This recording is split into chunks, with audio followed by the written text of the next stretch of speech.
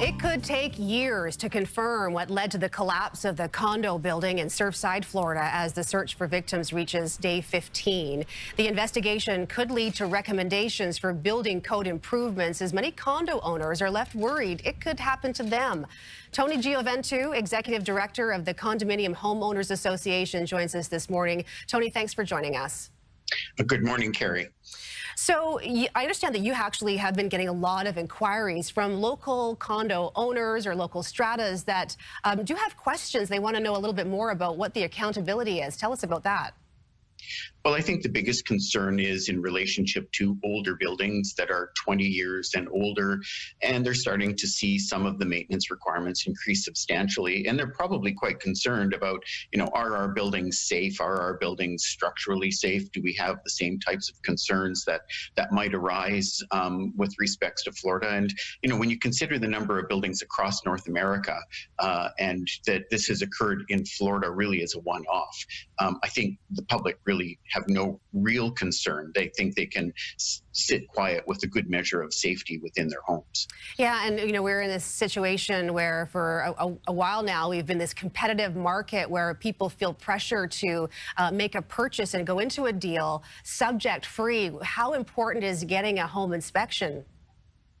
Well, home inspections don't necessarily tell you a lot about a large development, but what you really want is a copy of the depreciation report and a copy of any of the engineering reports that have been done historically for the building. There are a number of misconceptions, I think, in industry, and we see this in a number of the emails we've received in the last 2 weeks. One of them is that our buildings sit on top of our parking garages. Our buildings are actually structurally independent. Our parking garages are a part of the building system, but they are not. One is not reliant on the other. So I think there's a good amount of safety in those.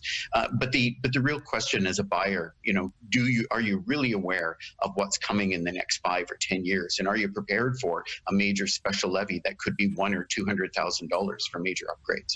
I mean, what about if you are already are a condo homeowner? I mean, what are some of the things that we should be looking for in those depreciation reports that are red flags, and are stratas being active enough in trying to deal with some of the things in those reports? Well, we have a bit of a historic problem in BC of strata corporations deferring major construction until it's finally too late, or it's at such an expensive cost that everyone is struggling to pay the levies. And that's a bit of a problem that we have, and that's associated often with aging housing stock as well. So, as existing homeowners, existing strata councils, make sure that your depreciation report is done by a qualified consultant. Then make sure that you go through your depreciation report detail by detail and look at the major components that are going to be necessary in the next 5 or 10 years at the very least, and start planning for their renewals. The other thing to look for, you'll see recommendations in these reports. The depreciation planner does estimates. The building envelope will have another 5 or 10 years left, or they're recommending a more in-depth study on the building envelope or the structure of the building. When you see those flags in the reports, that's where your strata council and your corporation really should be looking at a certified professional to do more detailed reports. Yeah, so you talked about those areas. Are there any other areas of a building that might be more susceptible to damage that could cause serious concern? Well, roofing systems, they protect 100% of our investment. Roofing systems, for sure, need to be detailed, inspected on a routine basis, and you need to replace them before they fail. If you wait till they fail, it's just bad economics and planning for everyone, because they generally cost 30 to 50% more at that point, as opposed to being proactive.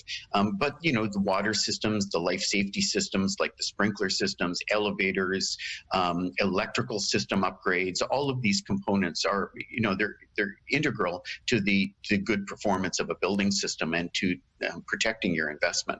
So, it's worth looking at your major building systems right across the board and have a plan to how to implement these things. Tony Gioventu, the Executive Director of the Condominium Homeowners Association, thank you so much for joining us this morning. Great information. Thanks so much, Carrie.